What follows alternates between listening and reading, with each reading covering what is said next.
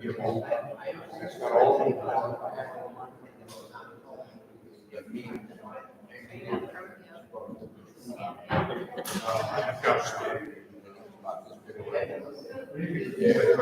Oh, guys.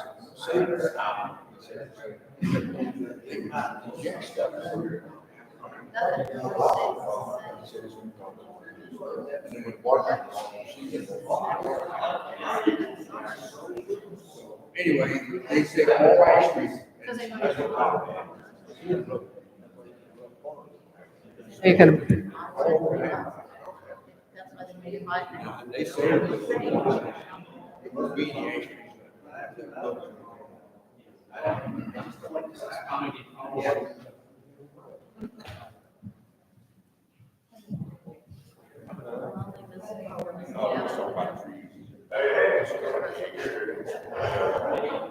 We're gonna kill them all. They say.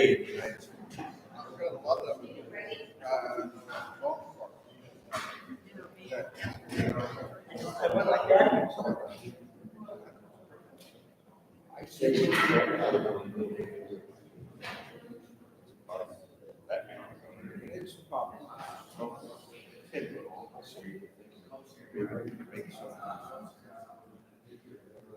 She can set her yard and remember to be. I didn't do that. You know, some people make you a negative.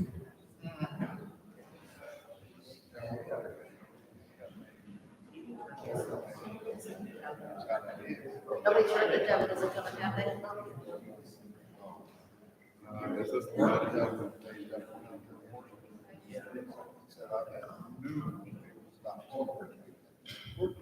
His name, Brian.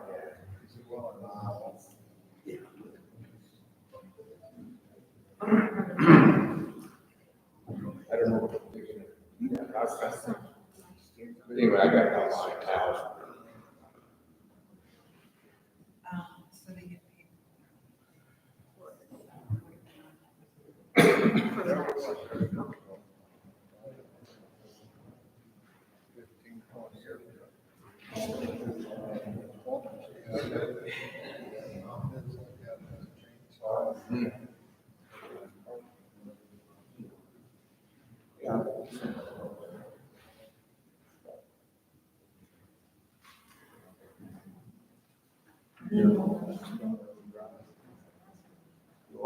I saw this. He feels bad. And right before I walked out, my office said that doctor. Right before I came in here, because I thought it was going to be over too long. Yeah.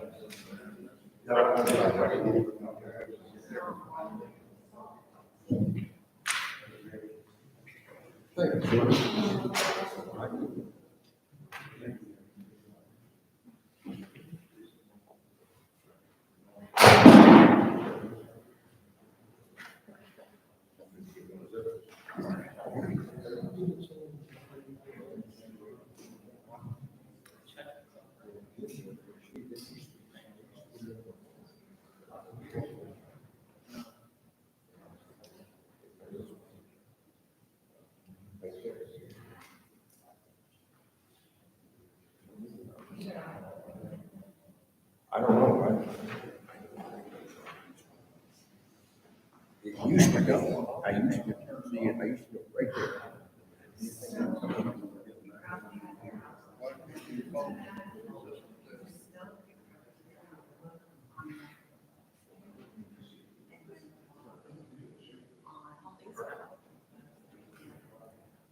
So I can come down to your office. Oh, you're talking about that, Right.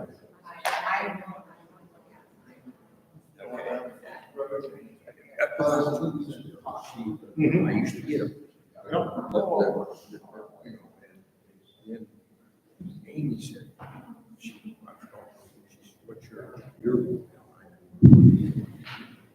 Since then, I was gonna ask her, but he couldn't do it. That's what she asked for. But I saw, I didn't put my phone on it, and I'll be honest with you, I'm moving. I don't know. No, I got here. It seemed we I got, left the office about 10 o'clock. He's about 2 blocks away. that taken home. And as I was walking, he was just.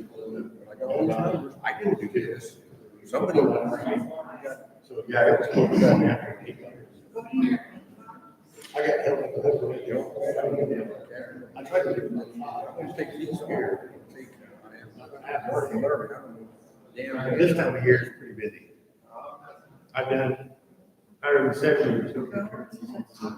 It's like February, and that's just me, that's not counting. Here we go, guys.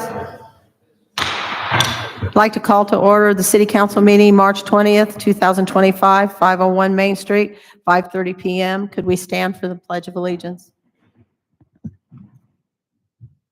I pledge allegiance to the flag of the United States of America and to the republic for which it stands, one nation, under God, indivisible, with liberty and justice for all. May I have a roll call? Crenshaw, Here. Walker, Here.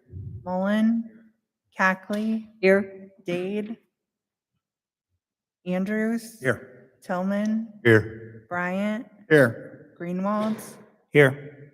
8 present, 1 absent. Item number 4, mayor's correspondence. Friday, March 22nd, 2025, they have a Mandela dot painting class at 10 a.m. at the Keokuk Public Library, and the cost is $10. Nathan Gosnell will be playing at 7 p.m. at Lucky's. Saturday, March 23rd, 2025, there's an egg decorating class at 10 a.m. at the Keokuk Public Library, and the cost is $20.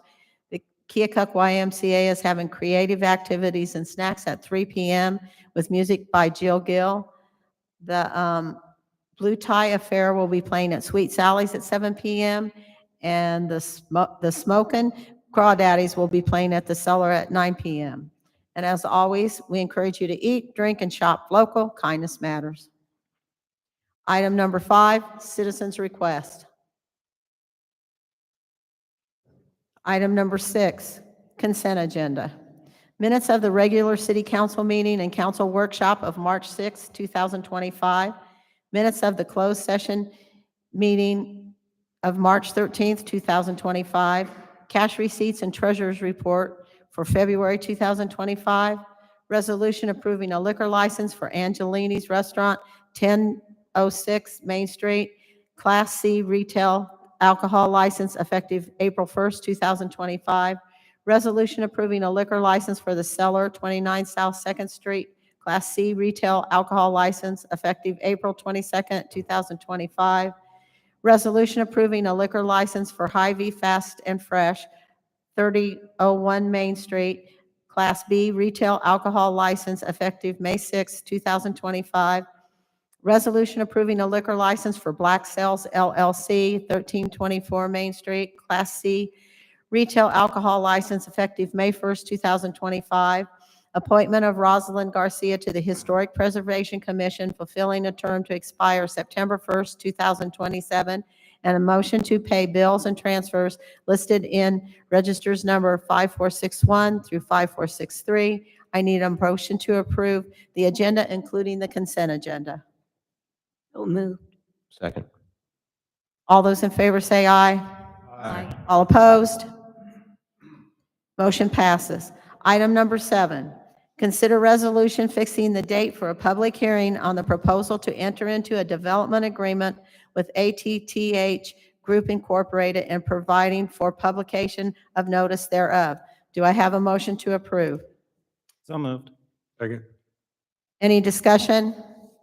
The city of Keokuk received a $100,000 community catalyst building grant on behalf of ATTH Group Incorporated, which is Tarla Price, to create 2 upper-story dwelling units, elevator repair, and sealing of windows, etc. The Keokuk City Council approved the blight grant tax rebate up to the 5 years at 90% of the tax increment generated by the improvements. A public hearing is required to enter into the development agreement that provides grant funds. I have attached the development agreement provided by Ayers and Cooney for your review. Any more discussion? All those in favor say aye. Aye. All opposed? Motion passes. Item number 8, consider resolution authorizing the mayor to execute a contract with Dansco of Keokuk, Iowa to replace the roof of the Animal Services / Sewer Maintenance Building for a total amount of $59,287. I need a motion to approve. So moved. Any discussion? The roof at the Animal Services Sewer Maintenance Building on Carbide Lane has been leaking for quite some time. 2 bids were received to remove the metal roof at the Animal Services Sewer Maintenance Building and replace it with a commercial heavy ribbed white steel. The bid also includes removing the old ceiling insulation and replacing the insulation in the ceiling with new insulation. The low bid was submitted by Dansco of Keokuk in the amount of $59,287. We therefore recommend that the contract be awarded to Dansco in the amount of $59,287 to replace the roof at the Animal Services Sewer Maintenance Building. Do I have any more discussion? I have a couple of questions. The CCS bid was higher, but they were more specific in the materials that they planned to use. I left to assume that they were given some standards for the materials. Are the materials going to be the same for Dansco as for CCS bid? The roofing material will be to be the same, the commercial grade. The insulation was up to the contractor to propose to us. CCS proposed spray-in insulation, and we decided to go with the roll-in insulation, which is the current type that's in there. Is that bat? The bat insulation. Okay. And the downspouts and eaves, Those are not included in either bid, so they'll reuse the ones that are there. reuse? Unless they determine that they can't, and then they'll have to come back to us and give us a price and show us that they're deficient. Okay, thank you. Any more discussion? All those in favor say aye. Aye. All opposed? Item number 9, consider resolution approving officer training reimbursement agreement with Orlando Pardez. Motion to approve. Second. The hiring of Orlando Pardez as a police officer will require his attendance of the Iowa Basic Law Enforcement Academy beginning May 5th, with graduation scheduled at August 22nd, 2025. The tuition-only cost of the academy is $7,794, which will be taken out of a line item that was noted below. The total investment in the Pardez will be approximately $30,619.72, which will come out of various line items, all of which are budgeted expenditures, salary, hiring process, etc. $30,619.72 is the recoupable amount should Pardez violate the terms of his agreement. It should be noted that the amount to be recouped is prorated per Iowa code, dependent on the length of the service completed. The proration is less than 1 year, 100%. More than 1 year but less than 2 years, 75%. More than 2 years but less than 3 years, 50%, and more than 3 years but less than 4 years, 25%. The employment agreement is complete at 4 years of service post Iowa Peace Officer certification. The employment agreement is dependent upon the completion of a medical physical. Pardez is scheduled to start field training with our department on 3/31/25.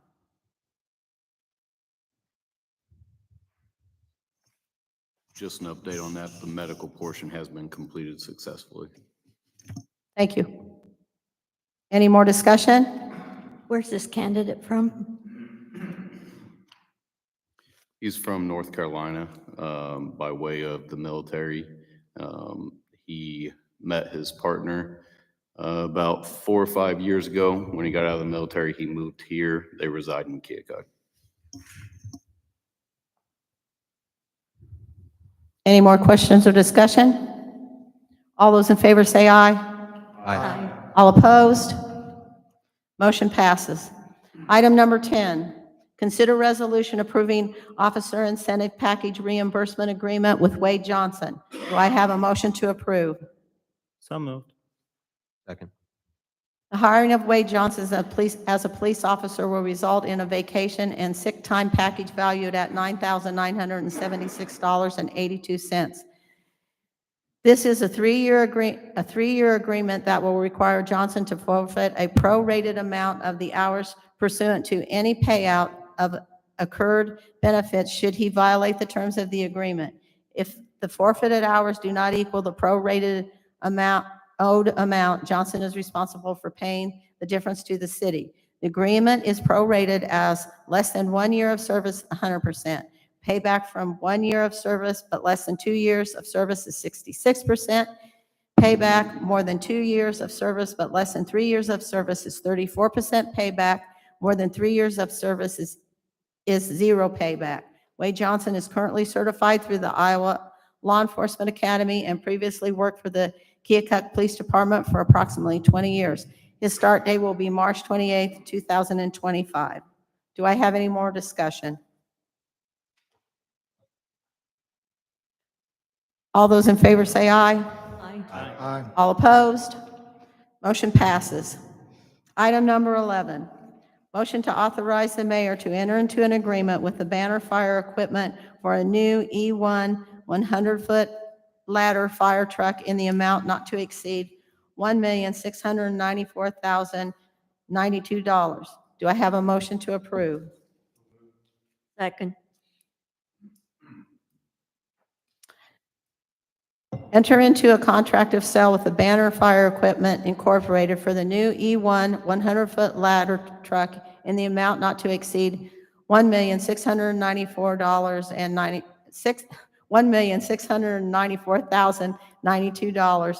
This apparatus will be the replacement for the 1995 Pierce Dash 50-foot ladder truck that has reached its NFPA recommended replacement age of 30 years. The manufacturer has completed the build process, and we will be shipping the Banner Fire Equipment to Banner Fire Equipment Incorporated by mid-March, and the purchase will be completed on or before April 1st, 2025. The purchase agreement has been reviewed and approved by Lynch Dallas PC. Do I have any more discussion? All those in favor say aye. Aye. Aye. All opposed? Motion passes.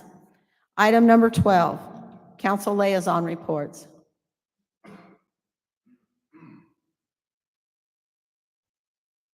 Moving on to item number 13, staff reports. I don't really have a report, but I just wanted to ask, did I actually attach the development agreement for your review on for the ATTH group? I just wanted you to make sure you had it a couple of weeks prior so you could review it. It's like 40-some pages. So, did I give it to you? Not 40 pages. If I didn't, I'll If send it's it 40 tomorrow. pages, Pam, it's not in here. Okay, I will send it tomorrow. I have one last minute thing that just came to my attention. Pam and I have been working on the grants that were awarded by council to 600 block of Main Street redevelopment several years back. So I just want you to be aware that there has been a change in the way the state is administering the grant funds. There are multiple funding streams, but the ones that are affected are the $100,000 catalyst grant and the $600,000 grant from the state. So in the development agreement, and what the council agreed to is that the state would disperse the money when benchmarks are met, and then we would just disperse it to the developer within 30 days. The state has hired an independent firm to administer those funds, and the process has been reversed. So we will be paying that money up front, and then we will get reimbursed.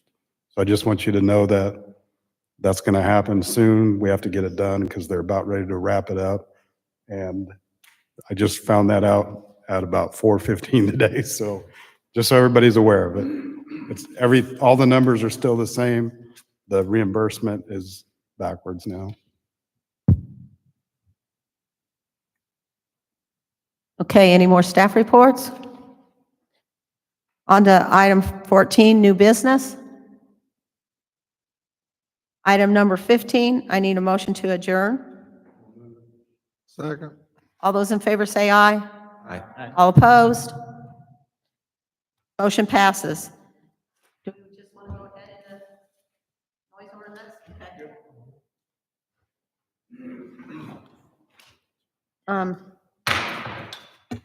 I'd like to open the council workshop, March 20th, 2025, immediately following the regular meeting. Item number 1 on this is discussion of the noise ordinance. Anybody? Okay. So recently, Councilman Greenwald brought up the discussion in reference to an issue he's been made aware of in regards to mini bikes and four-wheelers and things of that nature being ridden on private property of an adjoining property, not to his, but to whoever made this complaint. I don't want to specify, put them out there by name, but the situation is a neighbor's riding these recreational vehicles. They're loud. They're riding them for a long period of time, and it is annoying and disturbing this individual's peace. And he is wanting something to be done in order to rectify that situation. Issues we've run into in the past when we have written these ordinance violations for these types of vehicles being ridden on private property in town is that the language of our ordinance, our disturbing the peace ordinance, is very vague, and the judges have dismissed those ordinance violations. So I proposed a workshop to get a little bit of guidance from the council to see which way they kind of want to tackle this, if they want to make any sort of change at all in reference to our current ordinances. I did reach out to some colleagues in some other cities.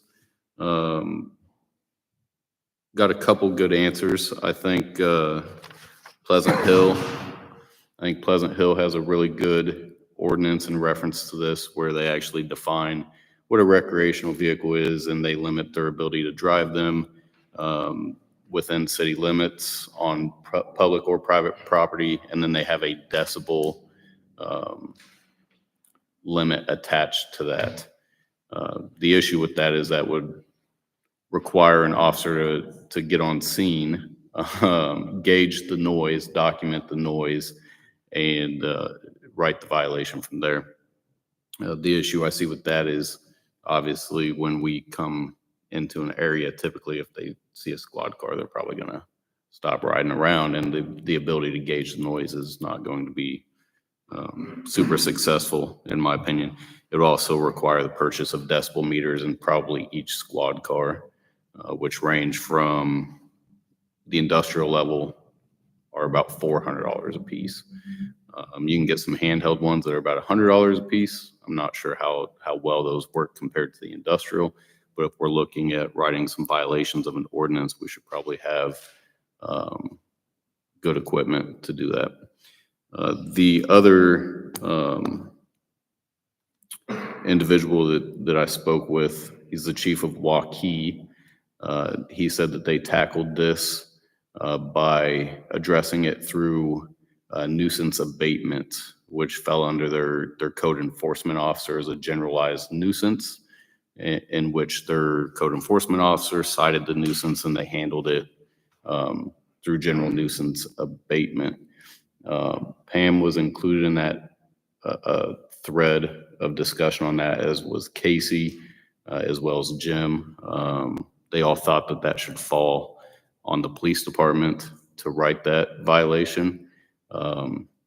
not necessarily opposed to that, but there may be some nuances in the nuisance abatement that I'm not aware of that may follow along with that. But it does, our current coded language for that, I think would probably need some more specific language to be successful.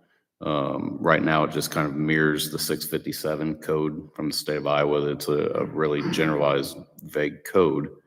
But I guess what we're looking for is, what does the council feel comfortable?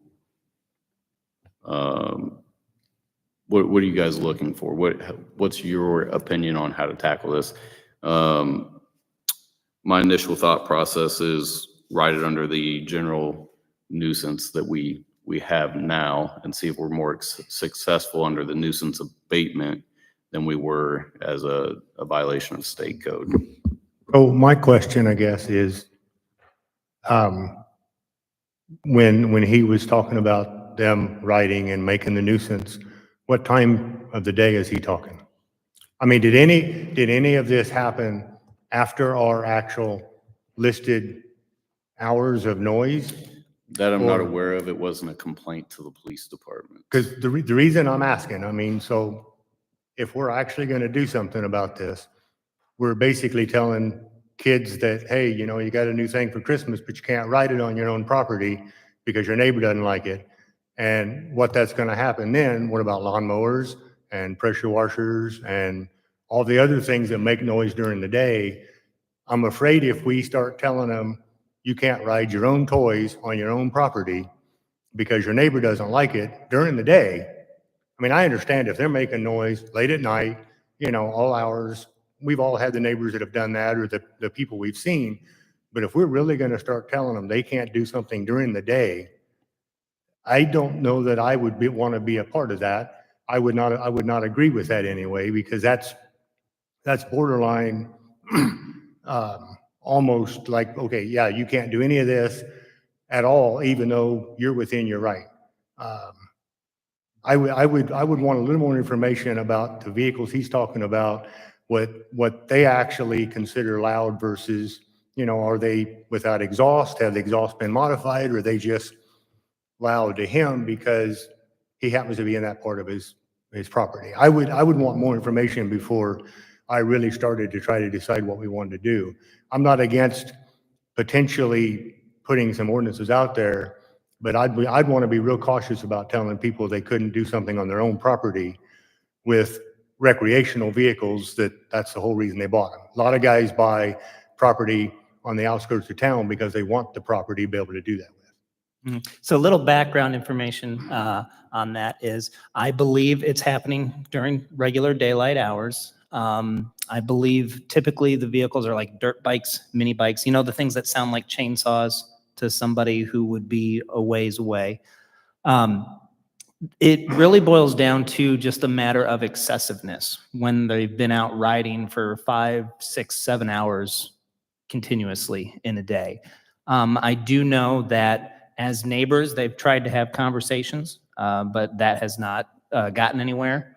Really, over the last 2 or 3 years, this is the third incident of different parties that I'm aware of in the 7th Ward that this has come up with. In one of those incidents, just the neighbors getting together and talking took care of that. In another incident, they weren't staying on their own property. So that kind of rectified that situation. And this is the kind of the lone remaining one now where people just haven't been able to come to an agreement on what they deem to be an appropriate amount of recreational use in a matter of a time period. And so that's why I brought it to Chief's attention here, because, you know, if you're doing something that you know your neighbor doesn't want you to do, and you're doing it on purpose for an entire day, at some point, are you doing it to poke at the neighbor, or are you doing it to have fun? And I understand this is a slippery slope, but just like you're saying, we don't want to control people so that they can't do things on their own property. But at the same token, we need to make sure that we are protecting all the citizens in the area. So that's the information that I have to bring to the table, and kind of the background of what's been going on here. And that's where it becomes tough, is when you try to draw that line on what's excessive, what's not, what's acceptable, what's not, what time should it stop, when is it a disturbance? That's what makes the vague language really tough to enforce. I would add that if this is a one-off situation that can't be resolved by neighbors working with each other, then maybe it might be a little bit easier to try the nuisance abatement. That's a civil action, not a criminal. That's probably why Waukee had more success with that. The standard is lower, and then we're not revamping an entire noise ordinance that would maybe fall into what Councilmember Tillman's concern is, that we have all these highly regulated decibel levels at certain dates, times. So this may be a one-off situation. It might be just easier to try this one time and see how it works. Just a recommendation. Yeah, and I agree with that. It's already in place. We can give that a go. It's just a matter of who's going to enforce that. Is the code enforcement officer or the police department? Jim Dennis brought up a good point in the email. I think it was Jim, maybe it was Pam, that this may happen outside of business hours. We're 24 hours a day, so we're available to do that if need be. And it's a simple documentation through a municipal infraction. Then we forward it to the count or to Jim, and he follows up on it. I can attest to the irritability that it creates with the mini bikes going around a house. There's only one other house besides mine on the block. The corner of it is 47 yards by my rangefinder from my corner to their corner. The house is vacant, and it is used by usually about 3 youngsters for long periods of time. In the summer, they're not selective about the hours. It can even run after dark. They're on the streets with these things. I've seen them already this spring going up and down 7th Street. I think Mr. Andrews has had to chase them off of Reese Park, the ballpark out there, where they were trying to use it as a merry-go-round and make a track out there. Talking with the young men, the house is now owned by an aunt of one of them, and she is a non-resident. She lives in Ottumwa, Iowa. So contacting parents has not been effective, but I have not tried to use my authority as a council person on them or anything. I've asked them politely to leave, and it doesn't happen. I have my aunt's permission to be here, so it's kind of a no-win situation. Yeah, and I know out in that area it has been a problem. We have provided some directed patrol out there with a limited results. We've written some citations, but neither here nor there. I know that is an issue out there. I know Bob has dealt with it, cleaning up the park and things like that. And I've spoken to Councilman Andrews about it as well. But yeah, so it seems like the best route is to go with just the nuisance abatements, with the responsibility falling on the police department to write the initial infraction and then go from there. Yeah, unfortunately, it really is, from the examples that we have, just a couple of rotten eggs that are maybe spoiling fun for everybody, unfortunately. So, Thank you all. Any more discussion? So And we can all go home. I'm sorry, I just had one more question. So would we be encouraged to reach out to the local police department if we have folks in our ward telling us about this? Just Yeah, it would be helpful when you get complaints from your constituents to have them reach out when these violations are taking place. It's much easier for us to come and see it happening as opposed to what happens is you may hear, to you it's happening all the time, right? Because you're hearing it fairly often, once or twice a week, or it gets really annoying. So it's happening all the time. But in reality, A lot of times, even with some of the speed issues that have been reported, we'll go sit somewhere and we're not seeing the violations people are talking about happening all the time. So I would recommend that they reach out when it is happening. That way we have an opportunity to address it right away. So if there's somebody, whether it be a kid or an adult, on a three-wheeler, ripping up and down the alleyways, is that in direct violation of any current ordinance? That's in violation of state code. You can't be on a public roadway.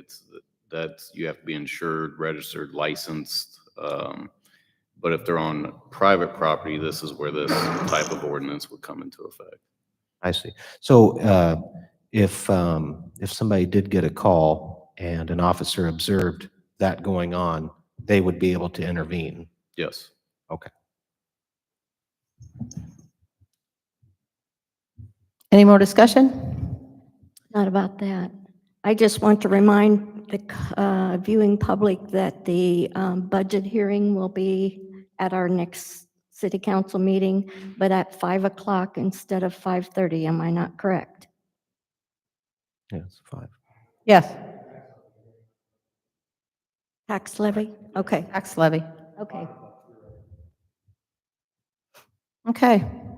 If that's all we have to talk about, let's all go home.